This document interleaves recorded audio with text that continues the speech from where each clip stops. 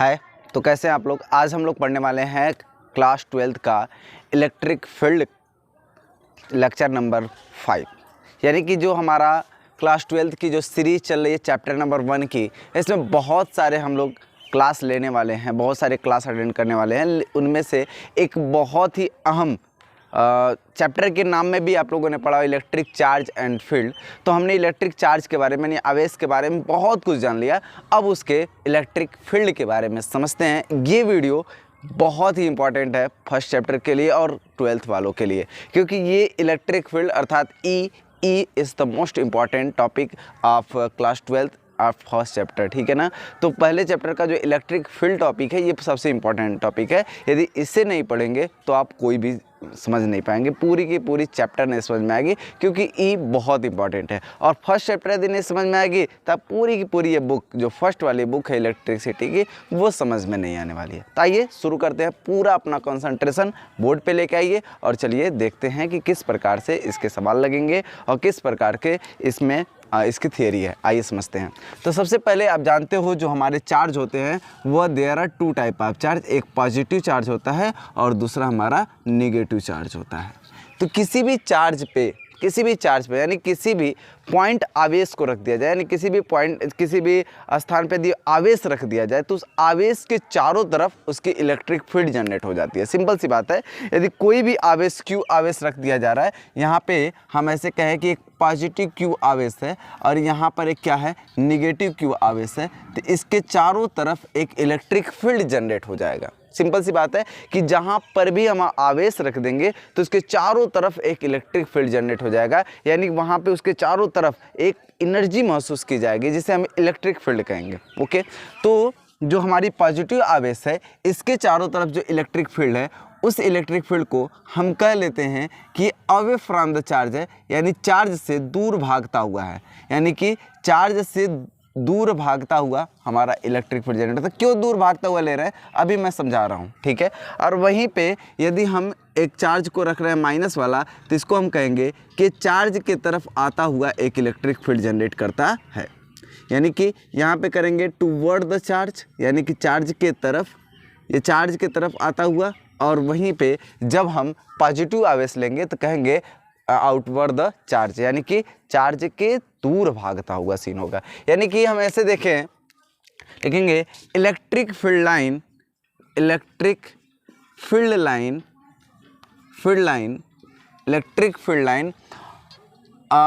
For positive charge. Positive charge के लिए electric field line क्या होता है? Away from the charge,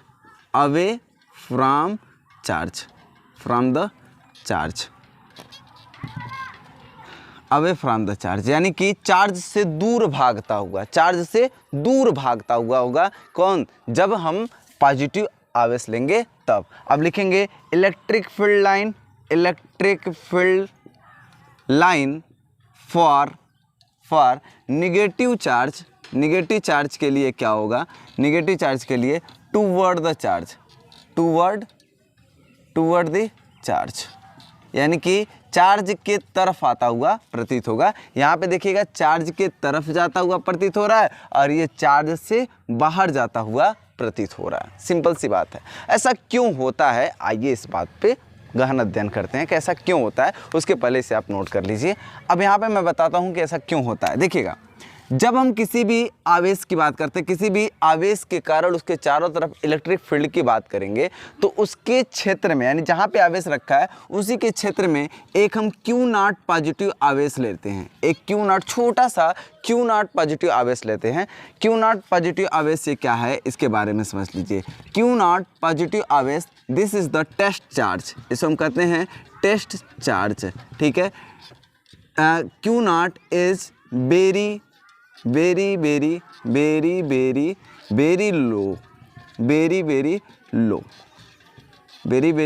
low magnitude, बहुत ही कम मैग्नीट्यूड का है। So there was no any electric field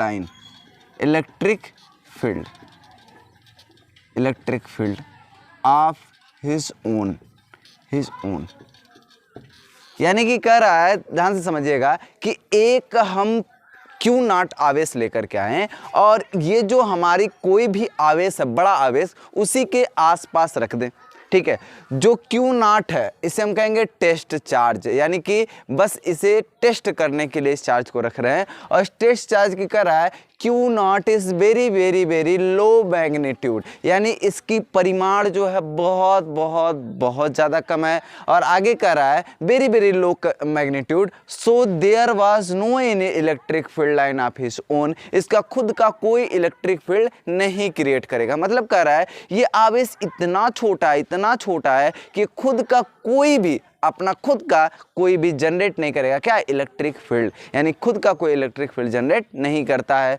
अर्थात यहाँ पे जाएगा जब, अब बात समझिएगा, इस जो क्यू नॉट आवेश है उसके ऊपर ये जो माइनस वाला हमारा चार्ज है वो इसको तो अपने तरफ ही खींचेगा, क्योंकि ये पॉजिटिव टेस्ट चार्ज लेंगे। पॉजिटिव टेस्ट चार्ज ले रहे हैं तो जाहिर सी बात है पॉजिटिव टेस्ट चार्ज को माइनस वाला अपने तरफ खींचेगा। सिंपल सी बात है, तो अपने तरफ खींच रहा है, इसलिए यहाँ पर हम कह देंगे कि जितने भी इलेक्ट्रिक फील्ड लाइन होंगी वह टूवर्ड्स द चार्ज होगा, यानी चार्ज की तरफ आता हुआ प्रतीत होगा। जब इसी हम छोटे से चार्ज को यानी क्यू नॉट को यहाँ पर ले लें, यहाँ पर क्यू नॉट को ले लें, तो ये क्या करेगा? अवे फ्रॉम द चार्ज होगा। जाहिर सी बात है पॉजिटिव वाला पॉजिटिव वाले को फिर धक्का मारने लगेगा। तो इसलिए यहाँ पे इलेक्ट्रिक फील्ड लाइन हम कैसा जनरेट करते हैं? अवे फ्रॉम द चार्ज, यानी चार्ज से दूर भागता हुआ इलेक्ट्रिक फील्ड लाइन हम यहाँ पे बना लेते हैं। आगे बात समझ में, इलेक्ट्रिक फील्ड लाइन इसको दूर क्यों बना रहे हैं? क्योंकि उसके अंदर हम लोगों ने एक टेस्ट चार्ज रखा और उस टेस्ट चार्ज को रख करके उस पर लगने वाले फोर्स का डायरेक्शन हमने ले लिया। तो जाहिर सी बात है जब पॉजिटिव रखेंगे तो ये टुवर्ड्स द चार्ज आएगा नेगेटिव के फील्ड में, और ये फॉरवर्ड द चार्ज आएगा, यानी चार्ज बस से दूर जाएगा। सिंपल सी टॉपिक थी, ये समझ में आ गया होगा। आप इसे नोट कर लीजिए, फिर आगे पढ़ते हैं। नोट कर लीजिए।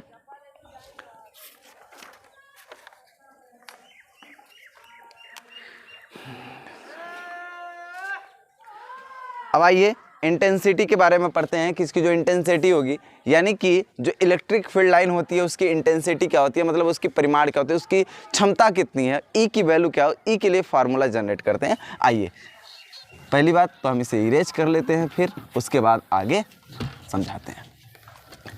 ये पूरा इरेज कर लिया। आइए, तो अब हम लोगों की अगली जो टॉपिक है वो ये है कि जो हमारी इलेक्ट्रिक फील्ड लाइन है उसके लिए फार्मूला क्या है। तो देखिएगा, इलेक्ट्रिक फील्ड लाइन यानी कि ई बराबर होता है force on charge, force on charge upon charge. ध्यान से समझिएगा, किसी भी इलेक्ट्रिक फील्ड के क्षेत्र में यदि किसी आवेश को रख दिया जाए तो उस पर एक बल कार्य करता है। यानी कोई इलेक्ट्रिक फील्ड है, ऐसे समझ लीजिए कोई एक इलेक्ट्रिक फील्ड है और इसके बीच में कहीं क्यू आवेश यदि आप रख देते हो, तब इस पर लगने वाला जो फोर्स होगा वो होता है Q इंटू ई।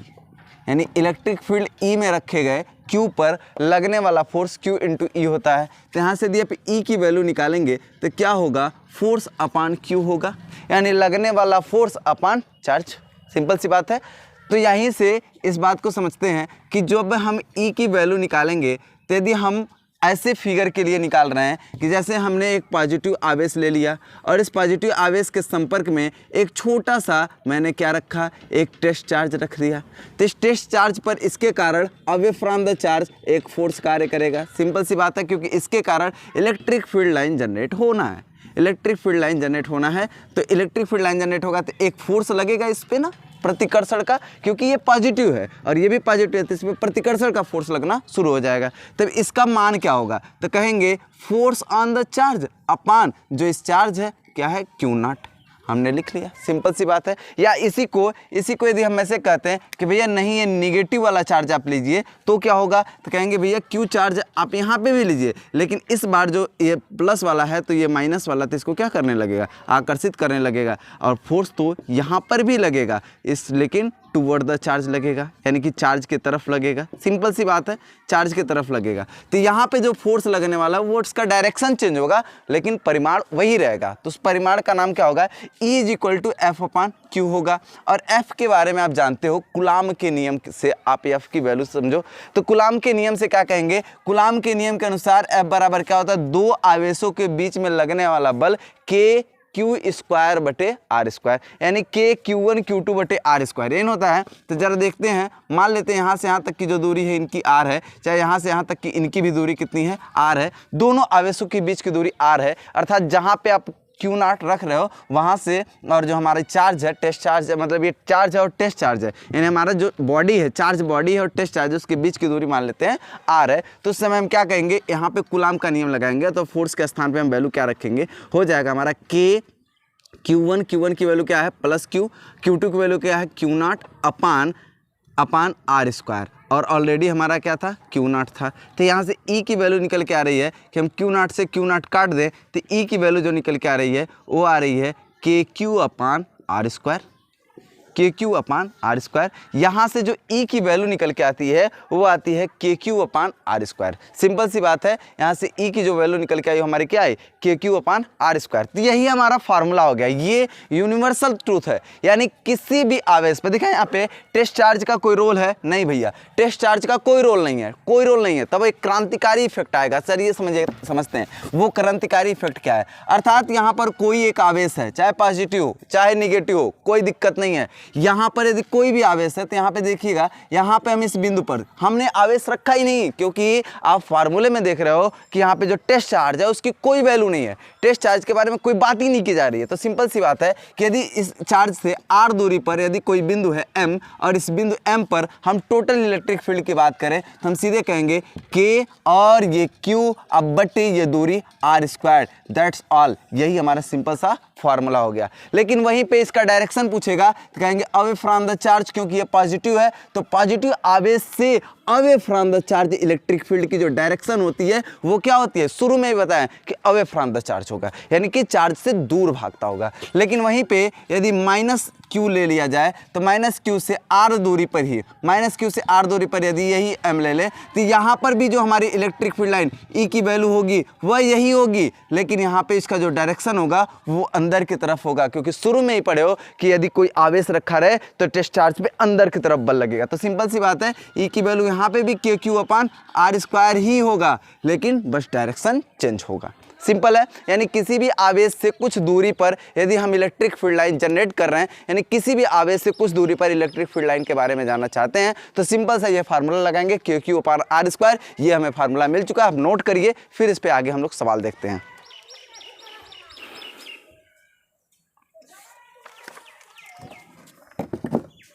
हो गया? पॉज करके नोट करिए, पॉज करके नोट करिए आप लोग।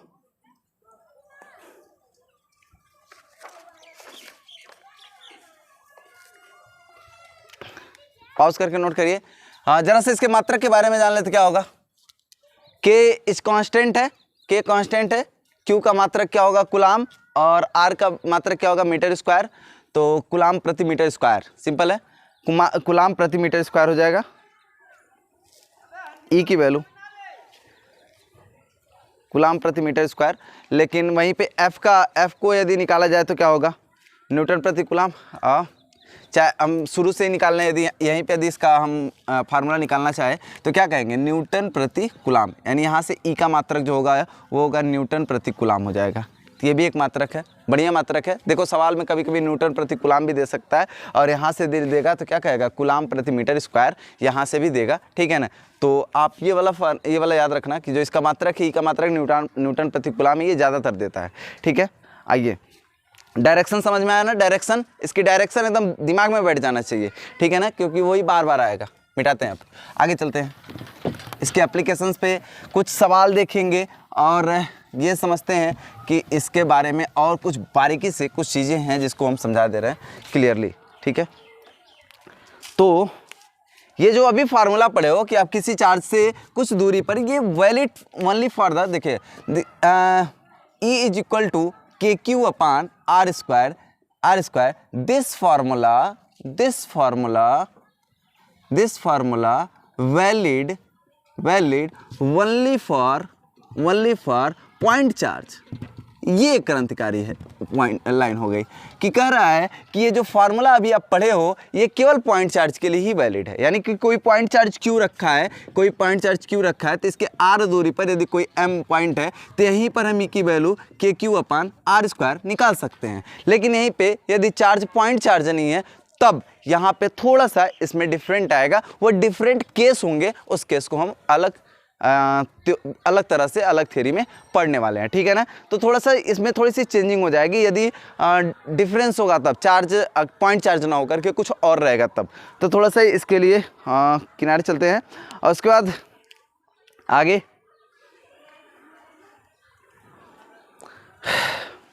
नोट कर लीजिए, लाइन को नोट कर लीजिए, फिर इसे इरेज करेंगे, आगे चलेंगे।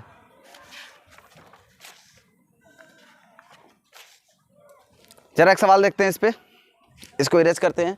बस वही था। उसके बाद एक सवाल देखते हैं। नोट्स बनाते जाइए, अपना खुद का नोट्स बनाते जाइए, बहुत बढ़िया रहेगा। अपना खुद का नोट्स क्रिएट रहे तो बहुत अच्छी होगी। चलिए जरा एक सवाल देखते हैं। क्या है, 1 माइक्रोकुलाम का कोई आवेश है, 1 माइक्रोकुलाम का कोई आवेश है और यहाँ पर 2 माइक्रोकुलाम का कोई आवेश है। सवाल एक बार देख लेने दीजिए, यहाँ पे सवाल है और ये 2 सेंटीमीटर दूरी पर रखा गया है। इनके बीच के जो सेपरेशन वो 2 सेंटीमीटर है। तो कह रहा है इनके बीचों बीच पॉइंट पर एक बिंदु है P। कह रहा है इस P पे जो टोटल हमारी इलेक्ट्रिक फील्ड होगी उसे ज्ञात करिए। ठीक है, यहाँ पे माइनस दे रखा है, सॉरी -2 माइक्रोकुलाम है, 2 माइक्रोकुलाम माइनस में है, -2 माइक्रोकुलाम प्लस 1 माइक्रोकुलाम और कह रहा है इस बिंदु P पर आप टोटल इलेक्ट्रिक फील्ड लाइन ज्ञात करिए। तो देखिएगा सिंपल है, क्या करेंगे भाई, इलेक्ट्रिक फील्ड लाइन इसके कारण और इसके कारण टोटल इस पॉइंट पर निकालेंगे। यहाँ से यहाँ तक की जो दूरी होगी वह मध्य पॉइंट है, तो यहाँ से यहाँ तक जो दूरी होगी वह 1 सेंटीमीटर होगी और यहाँ से यहाँ तक की दूरी भी जो होगी वह 1 सेंटीमीटर होगी। सिंपल है। तो ज़रा सा इस पॉजिटिव आवेश के लिए देखेंगे तो कहेंगे अवे फ्रॉम द चार्ज हमारा इलेक्ट्रिक फील्ड लाइन होगा, अवे फ्रॉम द चार्ज। वही इसके लिए देखेंगे तो कहेंगे चार्ज की तरफ ही होगा, यानी ये वाला माइनस है तो ये अपना इलेक्ट्रिक फील्ड लाइन जो जनरेट करेगा अपने ही तरफ जनरेट करेगा। सिंपल है। मान लेते हैं इस पॉइंट, इस चार्ज का नाम 1 है, इस चार्ज का नाम 2 है, तो हमारा 1 वाला जो लगेगा इधर की तरफ लगेगा, 2 वाला जो लगेगा वो भी इधर की तरफ ही लगेगा, दोनों एक ही तरफ लगेगा। तो हम टोटल ई नेट की बात करें तो कहेंगे सर E1 आप प्लस E2 के बराबर होगा, क्योंकि एक ही डायरेक्शन में यदि 2 लाइनें काम करेंगे तो जाहिर सी बात है सिंपल उन्हें ऐड कर लेंगे। एक ही डायरेक्शन में है तो ऐड कर लेंगे। तो ऐड करेंगे तो ज़रा देखिएगा क्या हो जाएगा, E1 की वैल्यू कितनी होगी, E2 की वैल्यू कितनी होगी। तो E1 की वैल्यू होगी KQ, Q की वैल्यू कितनी है, Q की वैल्यू यहाँ पे E1 के लिए Q की वैल्यू कितना, 1 माइक्रोकुलाम अपान हमारा क्या हो जाएगा R स्क्वायर मतलब 1 सेंटीमीटर का स्क्वायर, 1 सेंटीमीटर का स्क्वायर। सिंपल है। प्लस E2 की वैल्यू लिखेंगे तो क्या हो जाएगा K, उसके बाद 2 माइक्रोकुलाम है, 2 माइक्रोकुलाम बटे जो हमारी दूरी हो जाएगी वो कितनी हो जाएगी, 1 सेंटीमीटर का स्क्वायर, 1 सेंटीमीटर का स्क्वायर। सिंपल है। अब हम इस वैल्यू को रखेंगे, K की वैल्यू रखें तो 9 × 10⁻9 होती है, आप जानते हो, गुणे 1 माइक्रोकुलाम को 10⁻6 करना पड़ेगा, होल अपान यदि यहाँ पे देखा जाए तो 1 सेंटीमीटर को मीटर में बदलेंगे तो कितना हो जाएगा, 1/100 हो जाएगा। 100 सेंटीमीटर में 1 मीटर होता है तो 1/100 हो जाएगा, स्क्वायर हो जाएगा। प्लस यहाँ पे भी हो जाएगा 9 × 10⁻9, 2 माइक्रोकुलाम, तो 2 माइक्रोकुलाम को लिखेंगे 2 × 10⁻6 होल अपान 1/100 का स्क्वायर। सॉल्व करिए आसानी से, प्यार से सॉल्व करिए, आंसर आ जाएगा, है ना। ये कैलकुलेशन आपको ही करना होगा। ठीक है, वीडियो लंबा होगा झूठ में, ये कैलकुलेशन आपको सीखना होगा। यदि इस प्रकार के कैलकुलेशन नहीं आते हैं तो इस प्रकार के कैलकुलेशन पहले वीडियो पे जा करके, यानी अपने ही चैनल D.Tech दीपक पटेल पे ही जा करके आप ये पूरी की पूरी चीज़ें सीख सकते हो कि कहाँ पे है, किस प्रकार से इस प्रकार के कैलकुलेशन करेंगे। जो छोटे बच्चों की क्लास है उसे जा करके सीख लीजिए कि कैसे इस प्रकार के कैलकुलेशन करते हैं। ठीक है, नोट करिए, ज़रा नोट करिए इस सवाल को, और इस टाइप के सवाल जो भी अपने एक्सरसाइज में उसे देख करके लगाइए। और लास्ट में आपको सारी एक्सरसाइज भी मिलेंगे। चैनल को सब्सक्राइब नहीं किया तो सब्सक्राइब कर लो, तभी आपको आगे की वीडियोस मिल पाएंगे और उसे आप पढ़ पाएंगे।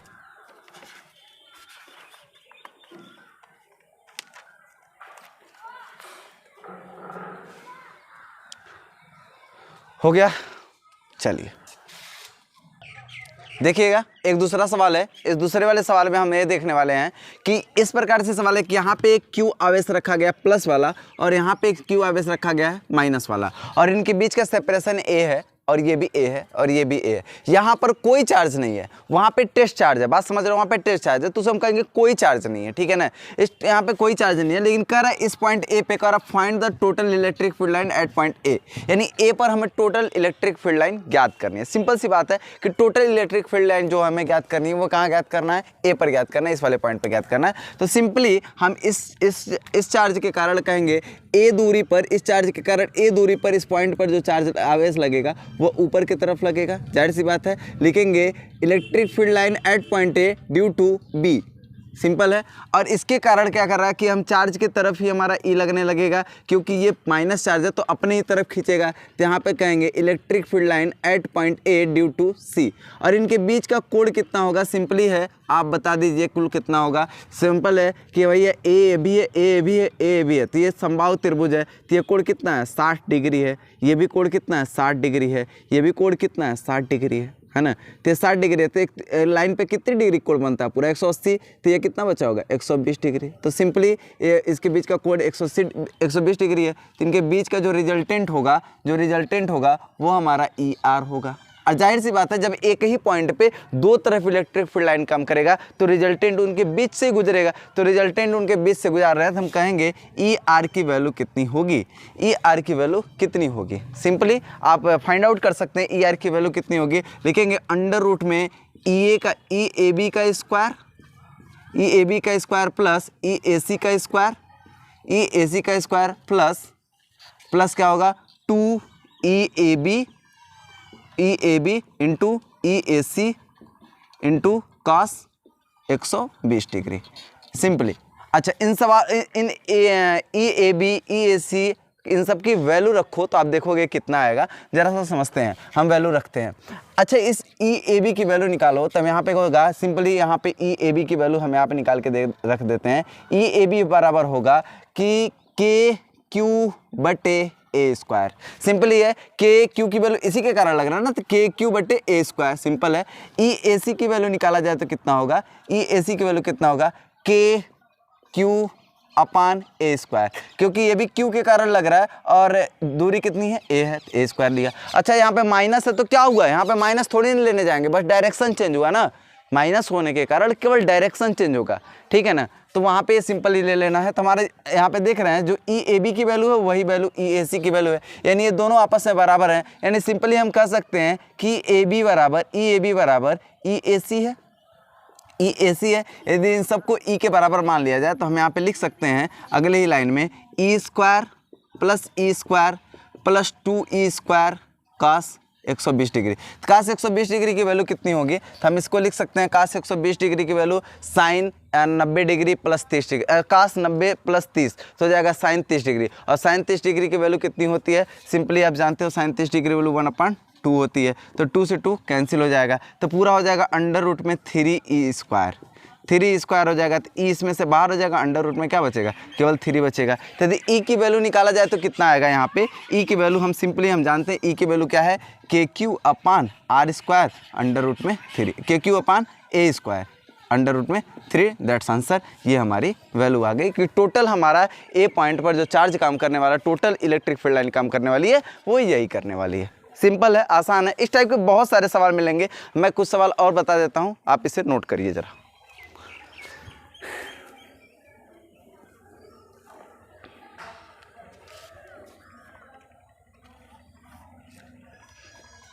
मिटा दिया जाए, ठीक है, नोट कर लिए होंगे। अब आप जानते हो कि यदि हम इसी को पॉज करके वीडियो नोट कर लिया करिए, ठीक है ना, उतना टाइम नहीं देंगे, नहीं तो पता चलेगा रोक रोक करके टाइम देंगे तो बहुत ज़्यादा टाइम हो जाएगा, ठीक है। तो वीडियो पॉज करके आप नोट कर लिया करिए। चलिए देखते हैं कि एक और सवाल देखते हैं कि यहाँ पे हमने एक प्लस क्यू आवेश रख लिया, यहाँ पे भी हमने प्लस क्यू आवेश रख लिया, और यहाँ पर भी एक मैंने प्लस क्यू आवेश रख लिया, और यहाँ पर एक पॉइंट ले लिया सिंपली, और यहाँ पर इसको ऐसे मिला दिया। यह एक वर्ग है तो यानी कि सभी भुजा ए ए ए ए होंगी, और ये पॉइंट मान लेते हैं, ये पॉइंट हमारी डी है। Point A, point B, point C और ये पॉइंट डी। तो कह रहा है टोटल पॉइंट डी पर जो हमारी इलेक्ट्रिक फील्ड लाइन है, इलेक्ट्रिक फील्ड लाइन जो टोटल है वो हमारी डी पर ज्ञात करनी है। सिंपली देखिएगा, जब कूलाम के नियम में हम लोगों ने इसी चीज़ को पढ़ा था तो ऐसे ही पढ़ रहे थे।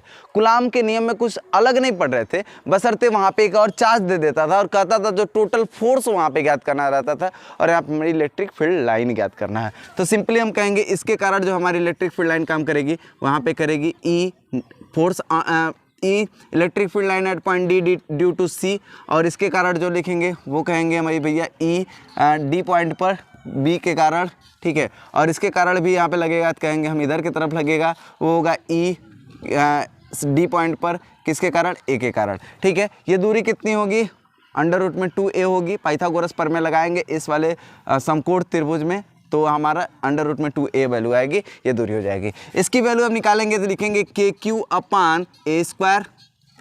देखिएगा के Q upon A square formula रख दिया। इसकी वैल्यू भी निकालेंगे, ई डी सी की वैल्यू निकालेंगे तो भी हो जाएगा के Q upon A square.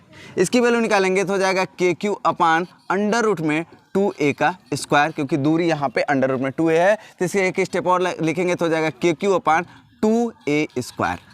Simply अच्छा, इसका और इसका रिजल्टेंट निकालेंगे तो भैया ई आर इसी पे काम करेगा, इसका और इसका रिजल्टेंट निकालेंगे इसी पर काम करेगा, और कोण इनके बीच का कितना होगा 90 डिग्री। तो जरा ई आर की वैल्यू यहाँ पे हम निकाल लेते हैं। तो ई आर की वैल्यू जब निकालने जाएंगे तो आप लिखेंगे अंडर रूट में ये वैल्यू और ये वैल्यू आपस में बराबर है तो सबको ई ही मान लेते हैं। लिखेंगे ई स्क्वायर प्लस 2 ई स्क्वायर कास 90 डिग्री। तो कास 90 डिग्री की वैल्यू क्या होगी, 0 थी, टोटल आर ए वैल्यू पूरी 0 हो जाएगी। अंडर रूट में बचेगा 2e स्क्वायर, तो यहाँ से e बाहर आ जाएगा और अंडर रूट में 2 बचेगा, और e की वैल्यू रखेंगे के Q upon A square under root में 2। अब ये वैल्यू, ये और ये वैल्यू ओवरऑल जो यहाँ पे e की वैल्यू आएगी, ओवरऑल e नेट निकाला जाए तो लिखेंगे ई आर रिजल्टेंट आ प्लस ई डी ए। जरा देखिए यहाँ टोटल ई जो काम करेगा और इसको ऐड करना पड़ेगा ना, तो हमने ऐड कर लिया। तो ई आर की वैल्यू यहाँ से कितना निकाले हैं, के Q upon A square under root में 2 प्लस इसकी वैल्यू कितना निकला है, के क्यू अपान 2a स्क्वायर। इन दोनों में यदि हम के Q upon A square common ले लेते हैं तो हमारा बचेगा अंडर रूट में 2 + 1/2, दैट्स आंसर। ये हमारे ई नेट की वैल्यू निकल गई। देखिए ना कितना तेज सॉल्व किए हैं, आप भी कर सकते हैं, बस थोड़ा सा और समझिए। यदि नहीं समझ में आ रहा है एक बार में तो वीडियो को रिवर्स जाइए और फिर दोबारा समझने की कोशिश करिए, बहुत आसान हो जाएगा आपके लिए भी। ओके, तो आज के लिए बस इतना ही। चैनल को सब्सक्राइब नहीं किए थे, यदि पहली बार आए थे तो पसंद आया हो और समझ में आया हो तो आप ज़रूर सब्सक्राइब कर लीजिए, और ऐसे ही शानदार वीडियोज़ आपको यहाँ पर मिलते रहेंगे, आप यहाँ पे सीखते रहेंगे। धन्यवाद, बाय।